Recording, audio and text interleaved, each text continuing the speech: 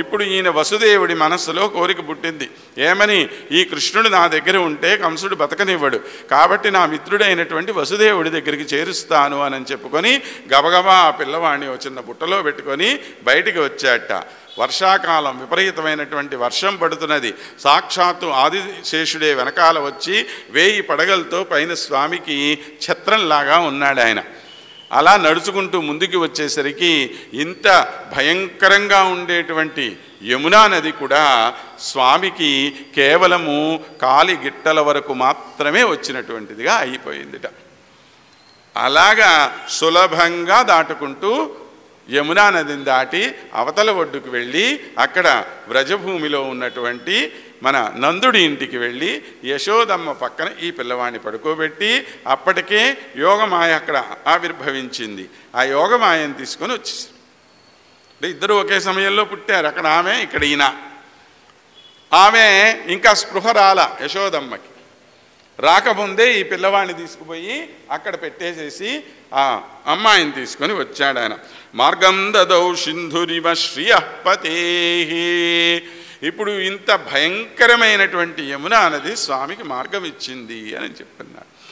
ఏమిటి ఈ యమునా నది మార్గం ఇవ్వటము ఇదంతాను అంటే, కృష్ణ పరమాత్మ యొక్క కథలు ఏవైతే ఉన్నాయో అవి అన్నీ కూడాను మనకు సంబంధించిన కథే. కానీ కృష్ణుడి యొక్క లీలలు అనేటువంటి వాటి ద్వారా మానవుడిలో ఏ పరివర్తన ఏ విధంగా జరగాలి అనేటువంటిది చెప్పినటువంటిదే మహాభాగవతం మొత్తం కూడాను.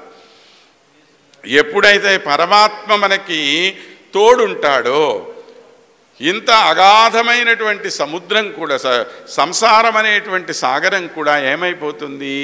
కేవలము ఒక జానెడు నీళ్లు ఉన్నటువంటి సముద్రంలాగా తయారైపోతుందిట.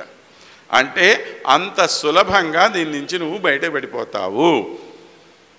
ఇప్పుడు వసుదేవుడు ఇన్నాళ్ళు ఇన్ని కష్టాలు పడ్డాడు. అయినప్పటికీ ఎప్పుడైతే పరమాత్మ ఆవిర్భవించాడో వెమ్మటే ఆయన చేతికుండేటువంటి సంకెళ్ళు తెగిపోయినాయి. అంటే ఈ లౌకికమైనటువంటి అన్ని సంబంధాలని దూరం చేసుకొని జీవితం అనేటువంటి ఒక సముద్రాన్ని అతి సులభంగా దాటగలిగిన వాడే అయిపోయాడు. పరమానందాన్ని ఇవ్వగలిగినటువంటి స్థానం ఇప్పుడు శ్రీకృష్ణుడి యొక్క నివాస స్థానం కాబోతున్నటువంటి వ్రజభూమి అంతా కూడాను. అలాంటి వ్రజభూమిని అతి సులభంగా చేరేశాడు. తిరిగి వచ్చేటప్పుడు ఎవరు వచ్చారు? మళ్ళీ మాయ వచ్చింది. అవునా? మాయను తీసుకొనే కదా వచ్చాడు. అంటే ఏమి? మరలా మనం మాయలో పడిపోతూ ఉంటాం అన్నమాట. అంటే పరమాత్మ దొరికినా సరే మనం మన మాయ నుంచి బయటపడం. అది బయటపడేటువంటి ప్రయత్నం ఎలా చేయాలి అనేటువంటిది తర్వాత శ్రీకృష్ణ జన్మ యొక్క వృత్తాంతం ద్వారా మనకు తెలుస్తుంది. కనుక ఈ విధంగా అక్కడికి వెళ్ళి ఆ పిల్లవాడిని అక్కడ పెట్టి పిల్లని తీసుకొని మళ్ళీ చెరసాలకి వచ్చాడు. వచ్చేటప్పటికి అప్పటికి కంసుడికి వార్త తెలిసింది, ఇక్కడ ఏదో పిల్లవాడు పుట్టాడు అనేటువంటి విషయం. వస్తే గబగబా కంసుడు వచ్చేసాడు. వచ్చి చూస్తే ఎవరున్నారు అక్కడ? ఈ ఆడపిల్ల ఉంది. ఆడపిల్ల అయితే మగపిల్ల అయితే ఎవడో ఏమో కృష్ణుడు విష్ణుమూర్తి ఎప్పుడు ఏ రూపంలో పుడతాడు ఎవడికి తెలుసు? ఒకరోజు మగవాళ్ళలాగా ఉంటాడు, ఒకరోజు మోహిని వేషం వేసుకుంటాడు, అన్నీ ఆయనే చేస్తాడు కదా. కాబట్టి ఏ రూపంలో ఉన్నాడో ఎందుకు వచ్చిందిలే అని అనుకొని అమ్మాయి అయితే ఏమి ఎవరైతే ఏమి అని చెప్పి ఆ అమ్మాయిని పైకి ఇసిరేసి చంపబోయాడు.